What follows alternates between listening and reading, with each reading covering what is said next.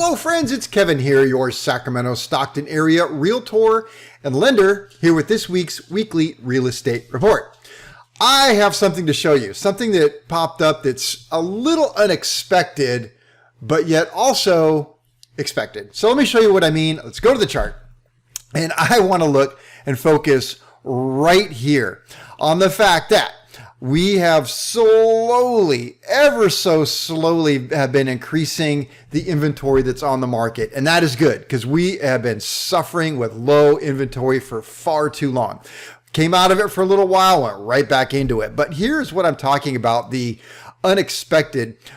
We have been inverted for quite some time where pending sales was higher than the available homes. And what that does is it's supply and demand, and it drives up the prices.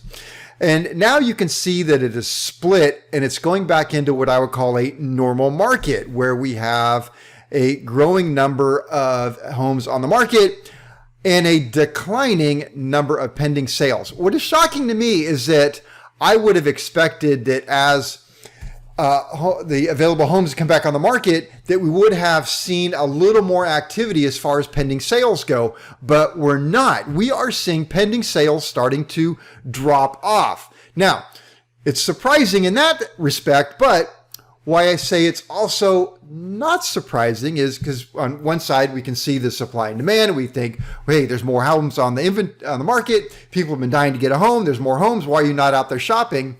But if we go back and look at my chart historically, in normal years, always there is a decline that starts to happen right about the middle or end of May. Into June, it's already starting to see a decline in pending sales. So if we take a look at this and we see, well, where did we peak? Right about the middle of May, we peaked out and it started to drop and come down, which is 100% normal. So there you have it. I guess that's what statistics help you find out and determine, which is true because people will actually call me and say, hey, when is the peak of the market? And I'll say, oh, it's May 18th, generally speaking. Like, how in the world would you know that? Right there, I just showed you. And if I went back historically through the data right here, you'd see that it's right about May 18th is when we usually see a start of a decline, which is rather interesting.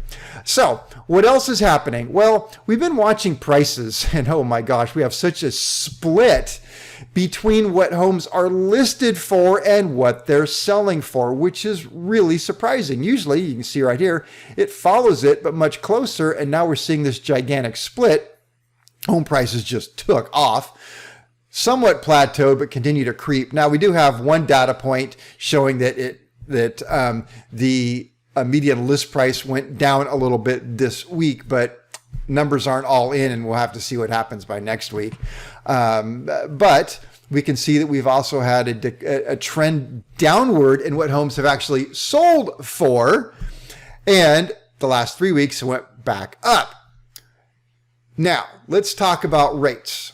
Rates this week, according to FreddieMac, hit 6.96%. Well, actually, last week they had 6.96, which is basically 7%. So the big question is, are we going to see 7% as the new norm?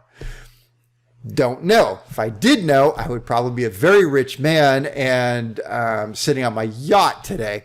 So nobody actually knows for sure where we're going to go. There's a lot of chatter that the Fed is going to raise interest rates yet once again, which, as I've explained many times, the Fed does not control that rate right there that we talked about, the 7%.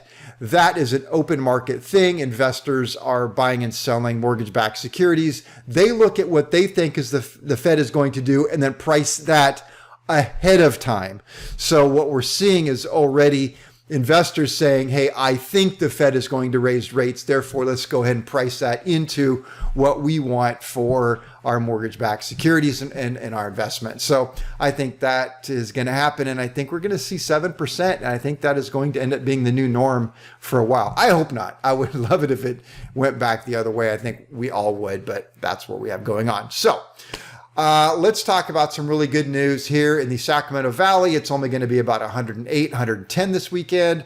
I hear that if you are in Palm Springs, is it Palm Springs? Yeah, it's going to be 125 Somewhere in the world's going to be 125. That is, I'm glad we don't live there. So, and if you do, I hope you have a pool and drink lots of water. Anyway, that is it for this week. Thank you for tuning in, and I will see you here next week. Take care. Bye.